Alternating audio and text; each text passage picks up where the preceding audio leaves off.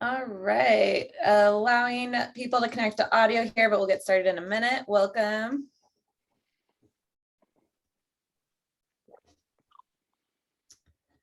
Welcome.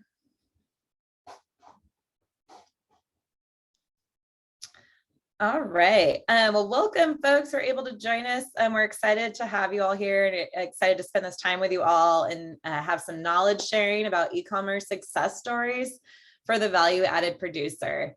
So we're going to go ahead and jump right in so we have plenty of time for our speaker today. I'm just going to do some brief introductions, give you an overview of our program, and then we'll be handing it over to our presenter. But just want to welcome everyone. All right, so for those of us just joining, this is a webinar, a three-part webinar series that we're hosting here at Community Alliance with Family Farmers, and this is our second webinar of 3. So we had one last Monday, and we're having another one next Monday. These will all be posted on YouTube as well. If you'd like to share this with your network or rewatch it, or if you missed part of it. But we're learning a lot during this series. So we're learning how farms are developing their businesses to include value-added products. And how they're navigating all the various logistics that go into that with fulfilling orders, especially with online sales, shipping nationwide, all that jazz. We're also going to be learning about marketing best strategies because to have an online presence, people need to be able to find you. We're also going to be learning about why farms have chosen some of these online systems for their business management. And this is also being hosted by Community Alliance with Family Farmers. So we're going to learn also a bit about our new program, the Tech Hub, and some existing services that we have available for you all. During the presentation today, if any questions come up for you, please feel free to drop those in the chat as the presenter is sharing. We'll have time at the end for Q&A. And if the question is relevant to what she's discussing at that moment, we can bring it up as well. But please drop those in the chat as they come up. So just a bit about Community Alliance with Family Farmers in case you haven't heard of us yet. Our mission is to build sustainable food and farming systems through policy advocacy and on-the-ground programs that create more resilient family farms, communities, and ecosystems. So we're a nonprofit. We work across the state of California mostly. Our speaker is not from California, but she has a lot of great, valuable knowledge and resources to share with us. So we're excited for that. But that is a bit about CAF. And just to give you an overview of our programs, here are some of the ways that we are providing farmers on the ground or in the capital in Sacramento. Oh, someone doesn't hear anything, but I'm assuming my audio works well. Hopefully Ricky can get that figured out. Sorry about that, Ricky. Maybe there's a mute on your computer. So CAF has multiple programs and different pathways that we're supporting family farmers. So this is just a snapshot you see here. We have ecological farming, we have a farm to market program. And this webinar is brought to you by our farmer services team, where we have programs focused around food safety, farm tech, and fire resilience. This webinar is being funded by the USDA Agriculture Marketing Service. Oops. So just a bit about our newest program, since you may not be aware of it, but this is called the Small Farm Tech Hub, and we're providing free support and resources to small scale farmers, food hubs, and farmers markets operating out of California. And the support services can vary, but they're all around identifying ways for farms to leverage web-based technologies such as e-commerce, social media, online marketing, and much more in order to help farm businesses thrive in today's ever-changing marketplace, especially with what happened with COVID, with a lot of farmers losing, a lot of their customers overnight with farmers markets or restaurant customers just not being able to purchase anymore. So the Tech Hub is here, lots of resources. You can go to our website and request for free technical support from our team through that webpage. All right, and now that is it for our intro on the program. I'm now going to hand it over to Kaylee to introduce our speaker. Thanks, Elizabeth. Thanks everyone for joining us today. I am here to introduce Kendall Ballantine, and she is the co-owner and runs Central Park Farm in British Columbia, Canada. So she's not in California, but just a little bit north of us, and she is a really successful small-scale farm-to-table farmer and has grown her farm to have sales well into the 6 figures through the power of digital marketing without spending a dime on ads. So can't wait to hear all of her tips and tricks about marketing today. A little bit about Central Park Farms is that they sell free range chicken, pastured eggs, pasture raised pork, grass fed Angus beef, and they additionally have a value added prepared foods line that includes like chicken that they raise into chicken pot pies and lasagna. And in case it didn't sound like Kendall's busy enough just running the farm, she also has a consulting business called Marketing for Farmers, where she provides group coaching sessions, workshops, and consults on presentations like this one. So we're thrilled to have Kendall here today to share some of her tips and tricks and maybe a few hard lessons she learned the hard way and doesn't want other farmers to make those mistakes too. So without further ado, let's hand it over to you, Kendall. Hi, thank you so much for having me. So I am going to put up a little screen share here for you guys. Hopefully you can all see that. So thank you so much for that introduction. As we mentioned, I am up here in Canada coming to you. Most of the farms that I work with actually end up in the US. I don't really know how that happened, but I am very excited to join you today. We're going to talk a little bit about my business. We're going to talk about wholesale versus retail, how we manage the back end of our operation, because a lot of times learning and figuring out the tech end of things is really beneficial, because I know through the years we tried different things, we use different platforms, and I feel like we've really narrowed it down into something that allows us to have a good, strong customer base, strong sales, and really equally as important, a really efficient back-end support, because we don't have, as busy farmers, a lot of time to be managing all those emails and customer service things. So we'll get into that a little bit. We'll talk about how we handle our online ordering, as well as how we grew a loyal customer base online. So as mentioned, we are a family-run business. When I originally started out about 8 years ago, I was a one-woman show. I left my corporate career to start farming, and I had 500 chickens and 4 pigs.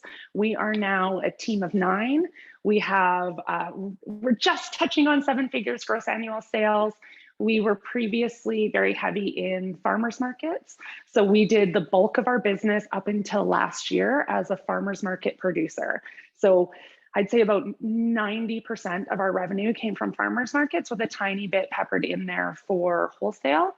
And then now we are switched over to no longer selling at farmers markets, which if you've ever sold at a farmers market, you know they are extremely time sensitive, or they take up a ton of our time.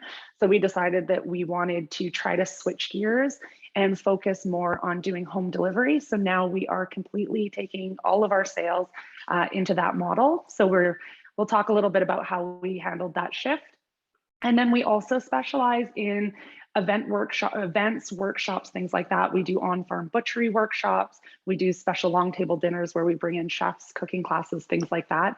So we do a little bit outside of our meat sales to help really have a diversified income stream for ourselves, so that we can weather any of the storms. I imagine you in the US are as well feeling the crunch on feed prices and things like that. Here locally in BC, our hay prices have doubled this year. So we've really leaned into how we can produce some extra revenue without the same overhead that we have with raising animals, to try and give ourselves a little bit of diversity in that. So when we started out, again, I was a one-woman show, and I started to farm, and I really wanted to farm as a way to just have better connection with where my food came from. I'll be really honest, I didn't expect that I was going to jump into farming full time. It was just a little bit of, I wanted to raise a little bit of the food that our family was going to eat. So when we first jumped into it, I was working full-time corporate. And as I was trying to grow our direct-to-consumer portion of our business, which I knew was going to be the section that had the margins that were going to be beneficial for us, we supplemented with wholesale. So as our business has grown, we've been able to really decrease our reliance on wholesale, because the margins aren't there, and really increase our direct-to-consumer retail portion of our business. So if you are considering doing wholesale, or you're wanting to see where that shift lies, we still do a tiny bit of wholesale in our business now, but luckily we're at a position now that I do wholesale more as like a favor, as an enjoyment of getting to work with some businesses. You know, I've got a girlfriend of mine owns a butcher shop locally, so I do wholesale with her just more because it's nice to be able to work with her business instead of needing to rely on that for a revenue driver in our business. So some things to consider when you're looking at wholesale is, will those reduced wholesale margins work for long-term sustainability for your business? With our business, with the cost of food production in our area, it would not be sustainable for our business at our size to deal with wholesale margins. So that's why we really it was good to use that wholesale to get product moving. But as soon as we were able to start seeing that wave and that change, we really leaned into the direct to consumer business model. When we were doing wholesale as well, we were working with a company that they consider themselves an online tech business. They are like a butcher box type business model where they partner with different farms to provide that farm to table experience where they are able to deliver product from local farms direct to the end consumer.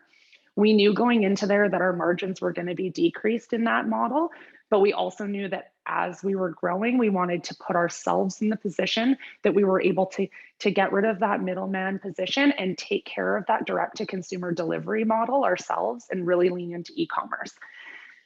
You also want to look at, well, how will you handle selecting your wholesale partners and you want to really lean into people who are going to support local agriculture.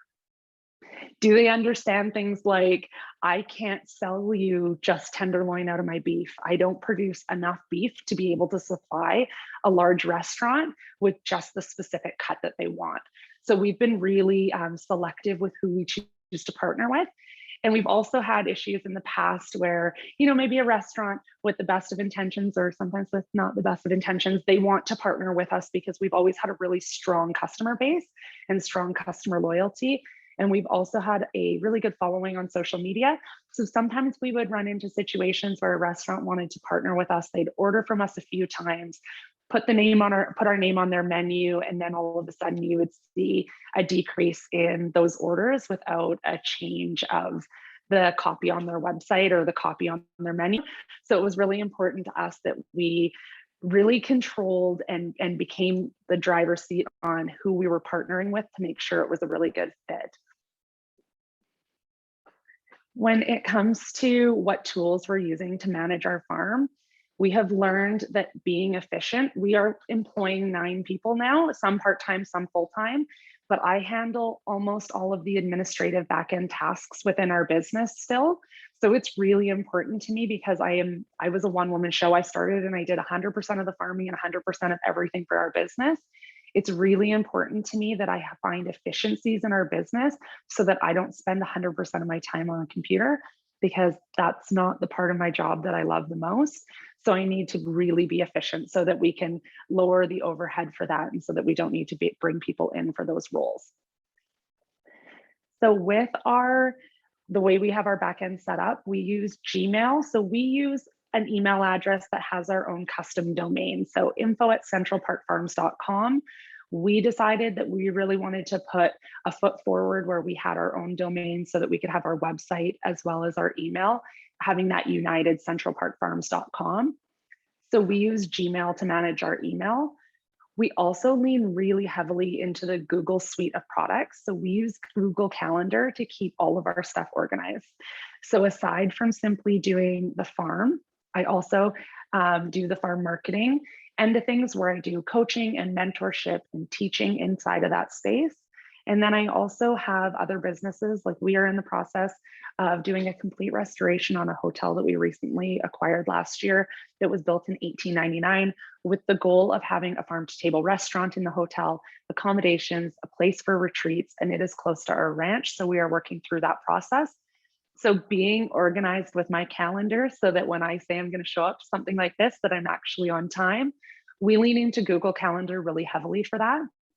The nice thing with using Google Calendar is you can actually sync your calendars with other members of your team. So my husband, who works for the farm now and is he's my business partner now in all of our business ventures, he has a Google Calendar and I can see where he's at and he can see what's on my schedule. As well, we use options that actually will link scheduling right into Google Calendar. So if you, for example, like to do farm tours or things like that, or you want to do online sales and you have farm pickup as an option, but you need people to tell you what time they're going to be at the farm, a really great opportunity is you can use an app. We use one called Calendry. And it actually links directly with Google Calendar so that people don't have to email me. I don't have to have communication with them when we're going to schedule a farm tour, when they're going to schedule picking up an order. If they place an order on our website, they would be able to schedule a time to come and pick it up directly from there, and it will link with my Google Calendar. The nice thing about that too is that if I'm busy and I've put something in my Google Calendar, it takes that away as an option from when people can schedule to come. I really, really advocate if you do anything that you need to be scheduling time blocks with people, whether it's the tours or the picking up, that you look at an option like that, because it cuts down so much on the administration back and forth. People can also pay directly through there.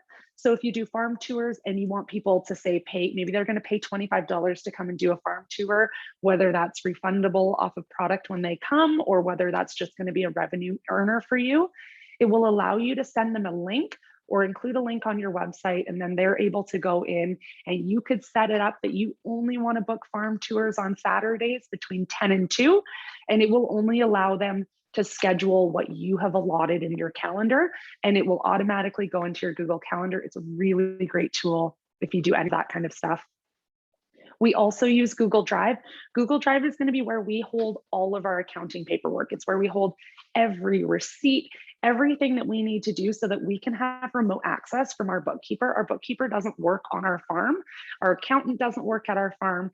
We're growing in size, but we're not there yet that we need to have a full-time admin person. So any of that outsourced parts of our business, we use Google Drive. And the other nice thing about it is you can access it remotely. So I'm right now about 5 hours away from our farm.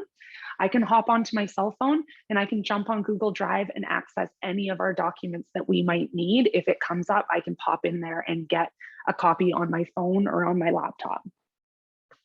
We use QuickBooks Online to handle all of our bookkeeping. Again, it's remote access. So anyone that has our passwords, our bookkeeper, accountant, my husband, me, we can access it from anywhere and work together collaboratively to make sure that all of our finances are in check for our business. One of my favorite tools that we use now that we are an employer is we use a program called Sling app.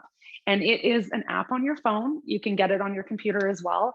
And it is a scheduling program so that we can schedule the people who work for us. So we can schedule our farmhand. We work with the high school local in our area, and we provide employment opportunity to teenagers. So we are really leaning into the tech end of things for things like clocking in and clocking out. So the really great thing is that the teenagers, when they show up to the farm and start working, they hop on their cell phones and they log in and clock in from the app. It produces time cards. They're able to schedule time that they want off so that they don't have to come and track me down. They can just book it in. I can schedule their shifts and it automatically sends it to the phone. The thing I love most is because I work remotely between 2 different properties, it notifies me if somebody didn't clock in. So that's a really great feature if you are managing farms in more than one location, because then I am alerted right away if we have a problem and an employee hasn't showed up. We deal with livestock. Any farm needs to make sure that their employees are there on time and that there hasn't been a problem that you need to be made aware of so that you can find alternative arrangements. And the other thing is you cannot clock in unless you are on site. It's a beautiful thing when you employ a bunch of teenagers, because if you've got somebody that's running late for their shift, they can't clock in unless their phone geotags the location of the farm, which is beautiful. So that means that people are on site in order to be able to log in. I get notifications if they're late, if they're early, if they forgot to check clock out. It sends all of that stuff to my phone. So that's a really great program that we have been using that has simplified payroll for our company. For our website, we use Squarespace. That's our website, our blog, and our e-commerce store. If I was to do it over again, I would go lean into Shopify. If you are wanting to launch a website that has a strong e-commerce portion of it, e-commerce is done much better by Shopify, particularly if you are planning to do home delivery options. You really want to lean into that.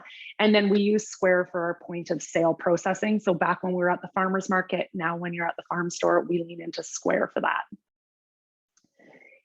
When we first launched online sales, It was back in 2015. Online stores for farms in our area wasn't really something that was done very regularly yet. It was pretty much at the beginning stages.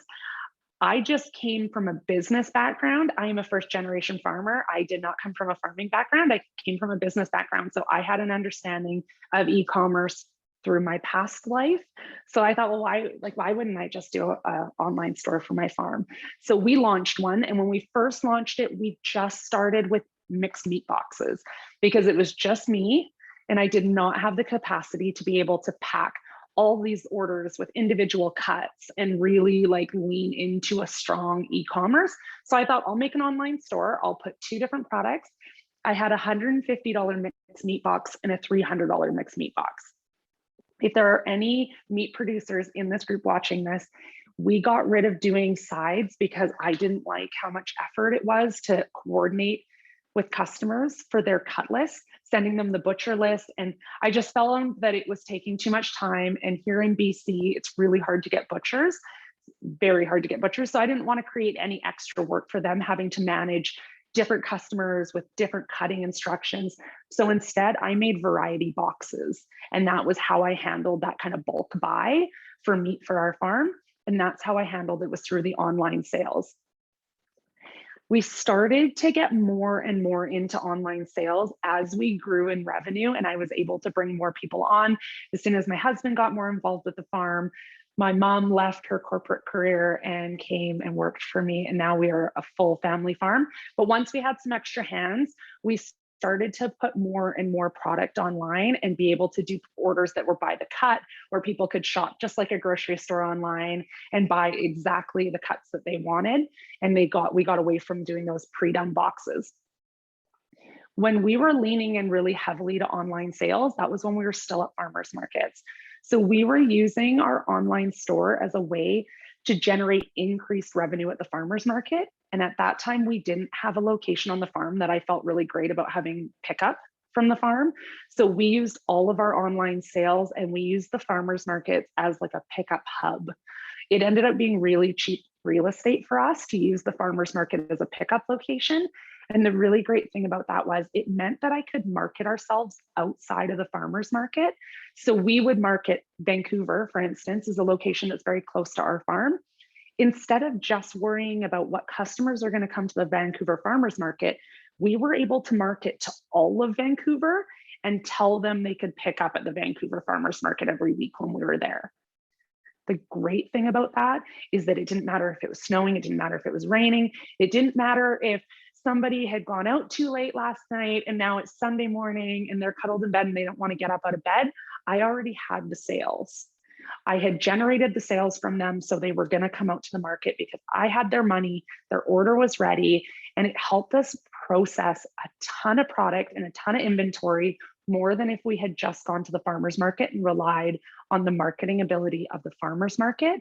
We got a pickup location for a very inexpensive price that also allowed us the benefit of walk-by traffic, but we also had people that would park their vehicle, they would come up, they would be like, hey, I'm here for my order, and we could fish the order out of the freezers. They were on their way. They were not market shoppers. They were people who were using that as a pickup location for our online store. So things you really want to consider when you're starting an online store is how you can set yourself up for growth in the future. And this is something that we did wrong. I always planned it at the beginning as where our business was in that moment, not necessarily where our business was going to be. So the key is to set it up for the growth that you want to see down the road. That way you're not having to retrain your customers. When we started out, we were doing, it didn't matter, there was no minimum order. You could order the night before because we didn't have a ton of orders to fill, so it was okay. And we'd be, the morning of the market, we'd be picking a couple last minute orders. When you grow, all of a sudden, that's not possible anymore. We need our orders to be able to we need 48 hours to pick orders. We need, a minimum order of this, because I don't want somebody putting through a pack of chicken thighs for $6 and then I just have to print it, process it, and everything for that small order. You also want to take a look at how you're actually going to handle your order fulfillment. So if there are produce farmers in the group, you may not have the staffing to do a bundle of carrots. That might not make sense for you. If you are selling at a farmer's market, it might make more sense for you to just simply allow those customers to come and buy their bundle of carrots at the farmer's market, stand in line like everybody else. But maybe an online sales opportunity for you and an online store opportunity for you is a harvest box. So maybe you only have one product and it's a CSA type box that they are buying on a weekly basis. Maybe it's a little harvest box. Maybe before Thanksgiving, you're doing a bundle that has all the vegetables that your customers are going to need to make their Thanksgiving dinner. Maybe that's easier for you to manage, and the individual carrots and some celery and things like that aren't going to be something that makes it worth it, because you do always need to remember with doing online sales the additional cost of printing the order, fulfilling the order. How are you packaging it? Like, do you have additional cost for a box? Do you have, if you're selling in other sales channels, like people can just come and pay cash at the farm or come to a farmer's market, you want to make sure that whatever you're putting online makes it worth it. So maybe it is those bundles. I am personally of the standpoint that I think every farmer should have an online store. In our area, when COVID hit, if you've ever heard anything about Canada in the news when it comes to COVID, we locked down in a very intense way, and it made it extremely difficult for farms that didn't have an e-commerce platform to succeed. When it happened in our community, there was farmers markets that shut down, restaurants shut down, and a lot of my farm friends went from having big, beautiful customer bases to having no way to contact their customers, no way to get their products into hands. And they had crops growing, or they had animals on the ground, and they needed to be able to still move product. And what ended up happening is through that season, we launched on our online store every product that every one of my friends had that they needed to be able to move. We turned into a full online store, more of a grocery store style, where we pooled resources with our friends. And I had friends delivering whatever, like butter and dairy and all of the things, vegetables, all of the things my friends could no longer get out to their customers, because we had such a strong online presence and we had the capacity to take our online store and multiply it. We were able to do that and help the farmers in our community get their products out. But we wouldn't have been able to have that quick of an impact and that quick of a pivot if it wasn't for the fact that we already had that back end set up. So certainly it was a lot more hours, but where we were seeing our friends having a tough time getting their customers and getting the product out, all of a sudden we had just an explosion of customers and sales because we had that in place. And we were able to, we didn't charge our friends anything for it. We just credit card processing fees for their sales, but we were able to get their product out and into the hands of customers as well. So I feel like everybody in some capacity or another can figure out a way to have an angle for an online store. So again, when I was talking about what we did right, we did a lot of things right at the beginning, but we realized really quickly as we grew the things that we did wrong. And not necessarily wrong, just things we could have done easier. So because we sold at the farmer's market, and everybody at a farmer's market is used to coming and they buy their meat, and it's, say, a pack of chicken breast is $12.34 because it's sold by pound. When we launched our online store, I sat down with my husband and I was like, hey, we're going to start putting cuts online. And Jay's thing was, he didn't think it was going to work if our customers came and they paid by the pound at the farmer's market. And then online, they paid in a size range. So how I wanted to set up our online store was like, here's a small pack of chicken breast, and it's from a pound to a pound and a half. And then there's a medium, which is a pound and a half to 2 pounds. Sometimes people will pay a little more, sometimes they'll pay a little less, but in the end, it will really even out. Jay's concern was somebody was going to come and buy online, and then they were going to come and buy at the farmer's market, and they would notice that they under or overpaid. So we did it by the pound at the beginning. And keep in mind, my husband he does not have Facebook. He had an iPhone 4 up until he ran over it accidentally on the tractor. And so he's still sad that he doesn't have his iPhone 4. So tech is not his thing. But he, from a personal standpoint, felt like that would be almost unfair, and he didn't really like that idea. So what we were doing is when we were putting products on our online store, we were putting the exact weight of each item. And then we would put that inventory off to the side for the online store. And we had our farmers market inventory and our farm store inventory. The problem is when you have a few online orders and you don't have to put a lot of inventory online, it's very easy to find that pack of chicken breasts for $12.34. Fast forward, and we have 150 packs of chicken breast going on at one time, and it is impossible to fill an order like that. So we ended up having to switch over to size ranges. It's what we should have done from the beginning, but I was in agreement that it felt like, yeah, I didn't want anybody to feel like they were maybe overpaying. None of our customers had a problem with it. They preferred the fact that it was easier to order.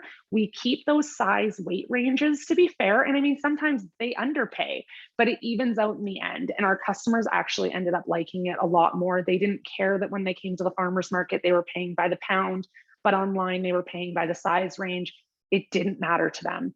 And it made it so that instead of taking like a long time to fill our orders, it became really fast to put inventory online for us, because we were able to say, okay, we've got 50 small chicken breasts going on, 50 mediums, and 50 larges. And it made it so that when we were growing, that we could pack orders a lot faster. So that's something that I wish we had thought ahead to, when it wasn't going to be 5 orders and we were suddenly going to have 100 orders to pack all at once, or 150 to pack all at once, that we had set those things in place from the beginning. Other things that we did is we didn't have a minimum order at the beginning. And I wish that we had done that from the beginning, because then we had to implement one. We had to implement one because there is a cost associated with having an online store. Farmers, our margins aren't always great, and sometimes they're a little tighter than we'd like it to be. So I didn't want somebody buying a small pack of something for $10 and putting it online when at the time they could just show up to the farmer's market for that and shop with us in person. Now we do have the ability for people to show up at the farm gate. We're open 2 days a week. People can come to the farm gate. They can also pick up pre-orders during that time. So if you don't want to get your order delivered, we now do home delivery, and we handle our home delivery in-house. So we've got delivery vans, and we do deliveries 4 days a week to different areas within an hour-and-a-half radius of our farm. We farm just outside of Vancouver, BC, Canada, which is a huge, well, not California market, because Canada has the same number. We actually have less people in all of Canada than you guys have in California. So sending product using FedEx, you guys use USPS, that's a lot harder in Canada and a lot more expensive, because our people are spread out on a bigger country, like more landmass, more spread out. So we do our own delivery in-house, but you can also pick up from our farm. So instead of having it where people could come whenever, they could contact us, they could let us know, we decided to be open 2 days a week for 4 hours. You come during those set times, and then we just know we need to be on the farm at those times. We've got a little place that people can pick up their orders, and we wash eggs and we pack orders and we do other jobs between customers coming, especially at the beginning, because we would only have a handful of customers making an order a week. So we would have to keep ourselves busy during that time. So we just kind of set up some of the more administrative tasks, or packing orders or washing eggs during that time, so that we were guaranteed to be there for those 4 hours. So that was how we handled some of that. Aside from all of the online and all of the tools that we use, the most important part of our business is the relationships that we have developed. So relationship building is my #1 goal. If we are not selling product and if we are not developing relationships, we have a really expensive hobby. And I am not in business to have a very expensive hobby. I love what I do, and I love getting to feed my community, and I can't continue to do that unless I make money. So the way for me to be able to really sell hard to our community in a way that doesn't feel like I'm having to sell really hard is building relationships. My #1, if you take anything from any teaching that I give, I want farmers to have an email newsletter. An email newsletter is the best way that you can have communication with your followers and your customer base, and it is a platform that you own. Our email newsletter means weekly tens of thousands of dollars in sales come from that one task that I do, which is sending my email newsletter. I send it every Friday at 11:45. Orders come in by the thousands of dollars every time we send a newsletter. It didn't start like that. It started with sending a newsletter and hoping we would get one order, but consistently continuing to show up. And I know it's a huge driver of revenue for our business. And I know it's what is responsible for a lot of our actual sales, because 2.5 years ago, I had a medical emergency on the farm and I ended up in intensive care with a heart issue. I no longer was on social media. I was no longer sending out our email list. But aside from that, our business ran smooth. Our orders still went out. Our customers were still able to pick up, but I no longer showed up in person, in social media, in our email marketing, and our business decreased over those 2 weeks that I was in hospital by 66%. Nothing else changed except that I didn't show up on social media and I did not send an email newsletter, and we lost 66% of our sales during those 2 weeks. I showed back up week 3 and it went right back to normal. So I know that those things matter in our business. So it's really important for us to lean into that business and lean into that side of our business, because it's what helps us get that relationship building where people know, like, and trust us. There are a million things going on, Netflix documentaries. And I mean, you guys know, agriculture sometimes gets a bad rep or people get confused, and fair enough. I was not a multi-generational farmer. I'm a first generation farmer. And I had no idea about farming until I started. And I got into it never having been sold at a farmer's market. I actually had never been to a farmer's market when I started selling. And in 2019, we won the best farmer's market vendor of the year for the entire province of BC. I didn't know what I didn't know, and our customers don't either. So it's really important that we are taking that time to build relationships, because when people feel invested in us as a business and as a farm, they're much more willing and interested to invest financially in our products. And it is a lot easier to have a price point that gets you what you need for a margin to be sustainable as a business person when they feel like they have a relationship with you. If you have not built a relationship online and you don't have that connection with your customers, why are they choosing you over Costco? We have to build that relationship. We've got to show up, and we have to show up consistently. So email marketing would be my number one thing. If you do not have an email list, please start one. It's free. So you can go to MailChimp. MailChimp is a free platform. I think we used MailChimp up until 2 years ago. So we were pulling near 7-figure revenue on a free platform from email marketing. So go set yourself up a MailChimp account. If you sell at a farmer's market, start collecting email addresses and send out a newsletter to your followers. It can be once a month to start out with. You do not need it to be once a week. We have a lot of changes and inventory coming in on the farm and a lot of moving pieces. So we've hit a point where we send one once a week, but commit to yourself that you're going to send out a newsletter. Even if you only have 2 people on your email list, we all start there. We all start with our mom and our auntie or our best friend from high school and our partner. We all start with hardly any people on our email list, and then we continue to grow, and that's how we build those relationships. So that's my number one. And if you do have social media accounts, please take the time to show up and really lean into that building of relationships. Open up communication with your customers that way. It really helps when they feel like they are part of your business. We encourage our customers to interact with us on social media and really want them to feel like they're part of our farm family, because that's how they end up continuing to be really loyal for us. So I'm going to let you guys ask any questions if you have them. This is just our Instagram and our Facebook and our website. We do provide a lot of free content for farmers to be able to learn. If you don't know a lot about social media, we have tons of free content on there. And I know that CAF is able to provide a lot of resources too for you to learn all the tech things and the tech end of things. Because I know, don't get me wrong, my husband's rocking an iPhone 4 still, so I get it. If you feel tech overwhelmed, my husband was like that. I couldn't convince him. He is a multi-generational farmer who had retired from farming before I met him, and I dragged him back into agriculture. And when I was learning the ropes of farming, he kept saying to me, Kendall, I can't teach you how to farm with a phone in your hand. And I kept telling him, if I don't have a phone in my hand, I won't have a farm because I won't be able to sell the products. And now fast forward, we're 8 years into business. He's fully back into farming. And now he'll be like, Kendall, grab your phone. Cows are doing something cute. Or like, trying to get in the videos and get involved in the social media more, because he sees firsthand that means thousands and thousands and thousands of dollars in increased revenue for our business, specifically coming from social media. So now he is on social media with me. He's creating content because he sees that we can move our business forward faster and easier without having to do all the farmers markets and everything else that we used to have to, all because of the power of selling our business online. I am going to click out my sharing. I think that, there we go. Awesome. Thanks so much, Kendall.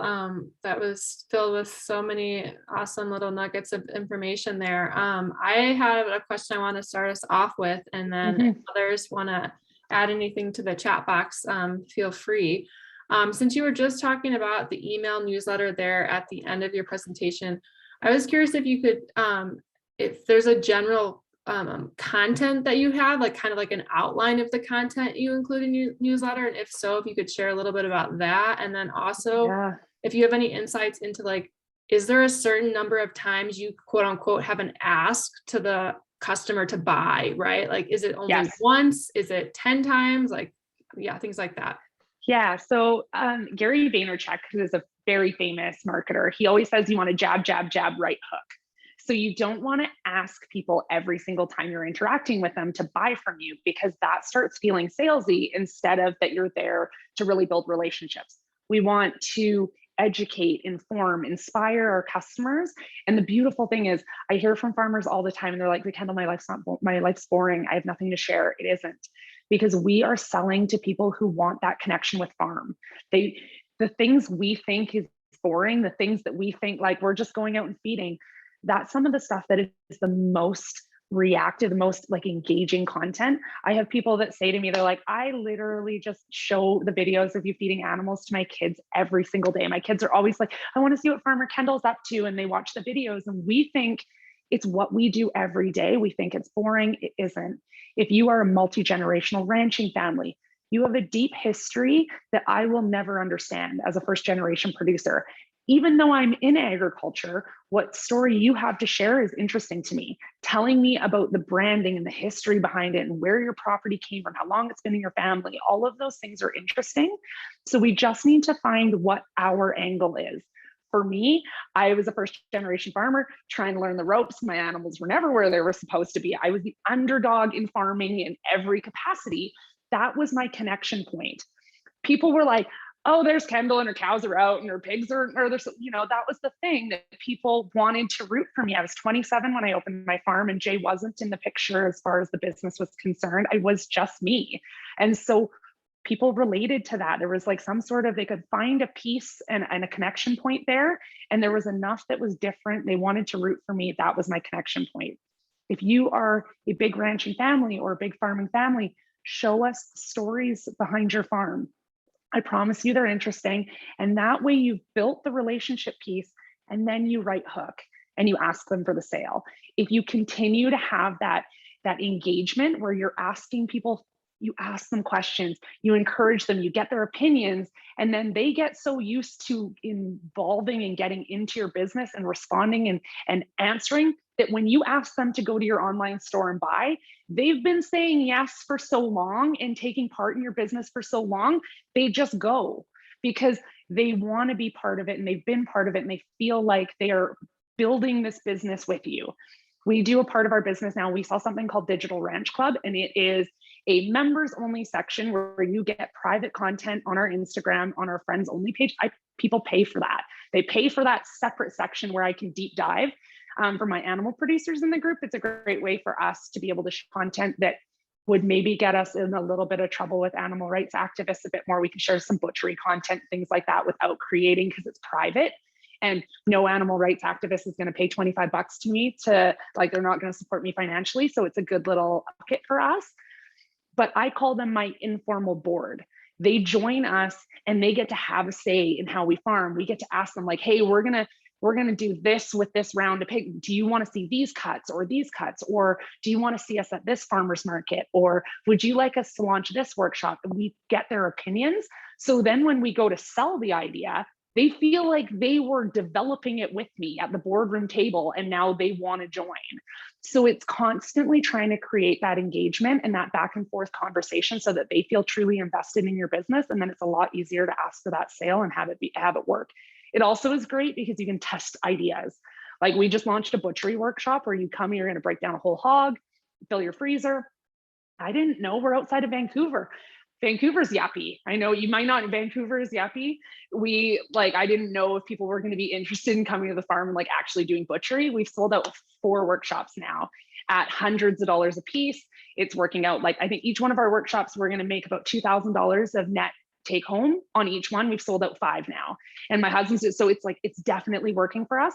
But I didn't know and I didn't want to try. So I asked my people and they were like, yeah, I want to, or like, I'd love to, but will you include this? Or I don't have any knives, but I'd like to be able to take them home. Can you sell me some? And I was able to build a package that I knew they wanted because I have that relationship with them. So definitely get involved in asking your customers things. When it comes to sending newsletters, newsletter people are my top people. They are the people who give me real estate in their inbox. And I know as somebody, before I logged in here, I unsubscribed to a ton of newsletters that I was getting because I was like, I didn't have time for all these people that are sending in my inbox. So I want to reward those people. That's where when I'm restocking a product that's popular, they find out first. If I have something new to launch, if I have a special that I want to, like I have too much of something or I want to do a sale, my newsletter people are the first people. They're the people that get extra deals. When they sign up, they get free home delivery on their first order because I know that my return on time investment is greatest inside of my email list. And I know those people have typically the biggest monetary value to our business. I know that sounds weird, putting a monetary value on people, but as a business, we need to make sure that we are paying attention to how we sell. So doing an email newsletter is so valuable to us. When we do our weekly newsletter, we have relationship building in there. So that is a story that happens, what's happening on the farm, what is, whether it's somebody else's story on the farm, we share something like that. A lot of times we'll share a recipe that is featuring a product that we sell. It doesn't have to be our recipe. I like my newsletters to be fast and scrappy because I don't have a ton of time to sit and like develop a crazy long newsletter. So I go on Pinterest when I've got some time and I pull some recipes that have chicken or pork and beef. And I find ones that look really nice, that have really great pictures. I link to those inside of my newsletter. I always do an update of what's in store online. When I was at farmers markets, I would always do my farmers market schedule. I ask people to buy in every single email I send. Every single email. I will give them other things. We also do kids content. We do a section called Kids Corner and it has free activities. We have a program in Canada. You likely have the same thing in the US. Ours is called Egg in the Classroom, AG in the classroom, and it's free resources for teachers. I have a feeling that I have taken ones from Michigan to use in my newsletter. So I have a feeling you guys have the same program.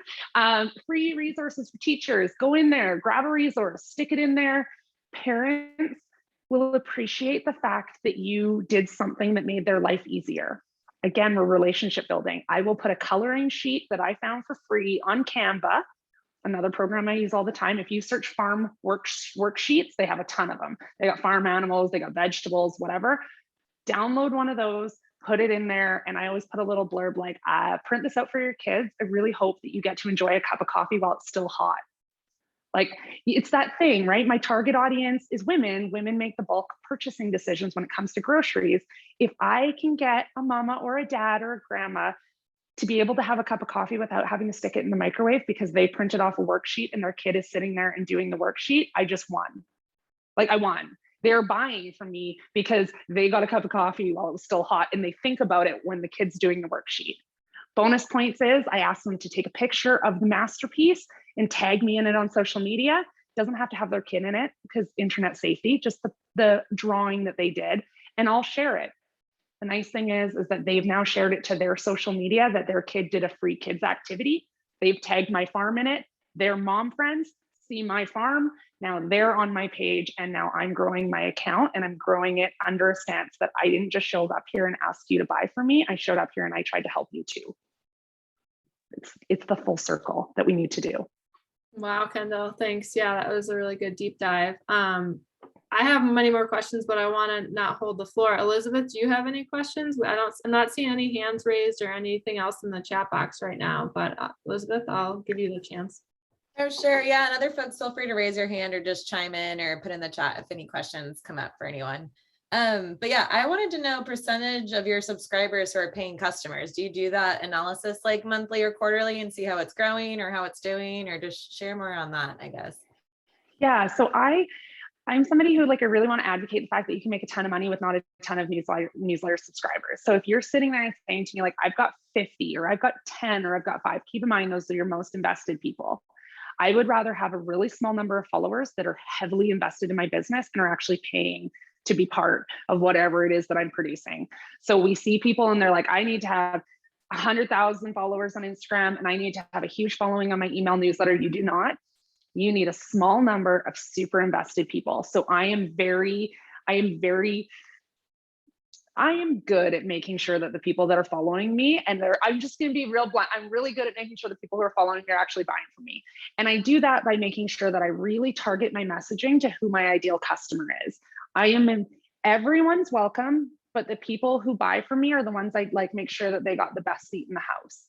So I would say we have a 64% open rate on our email newsletters. We will do typically upwards, I'm a shares girl, so we'll do typically upwards of $20,000 in sales following our newsletter. We have 1,800 people on our newsletter. So we do not have a huge email newsletter. It doesn't help if I'm trying to teach you guys and not giving you numbers. So if numbers make you feel uncomfortable, I'm sorry in advance, but I know when I was learning, I was like, I don't know what that means. Am I getting lots of sales from this or am I getting none? So we get a very big return. My newsletter takes me about 20 minutes to do, and it drives a ton of revenue. At the beginning, I hoped for one order that would get me like, 40, 50 bucks. Now it's a big return, but it's only a big return because I kept showing up. So it's really important that we're like throwing that messaging anywhere. It's on my website that you can sign up. When I was at the farmers markets, that I was hustling that newsletter so hard, because the key is, if you're selling at a farmers market, you want to get those customers. Like, those customers need to follow me in case I never go there again, in case I stop going to that farmers market, or in case that I sat on boards for farm markets. I managed a farmers market.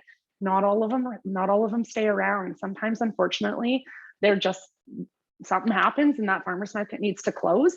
We don't want to lose those people. So you need to hustle to get those newsletter subscribers, so that now we don't go to any farmers markets. And it's the best because we have clusters of customers exactly where the farmers markets were, which if you handle your own in-house delivery, it means that instead of having customers all over the dang place, we can go like right into those communities. And it's like you do a delivery and then you're 3 minutes down the road and you're doing a delivery. And it's around the corner as a delivery, because we got those people and we captured those people at the farmers markets, so that when we were no longer at the farmers markets, we still had those customers. So we didn't see a drop in sales. And that doesn't happen unless you hustle your social media and your email marketing.